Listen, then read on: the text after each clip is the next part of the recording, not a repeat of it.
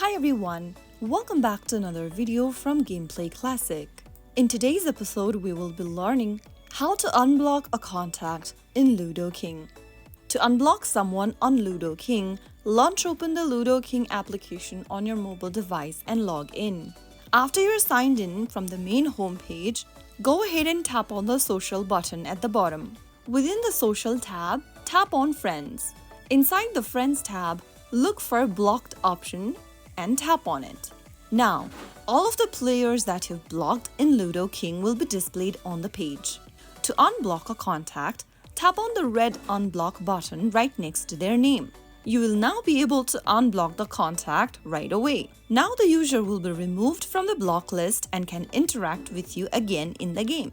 So that's how you easily unblock someone on Ludo King. I hope you found the video to be helpful. If you did, make sure to give us a thumbs up and subscribe to Gameplay Classic for more videos like this. I will see you again in the next video. Thank you for watching.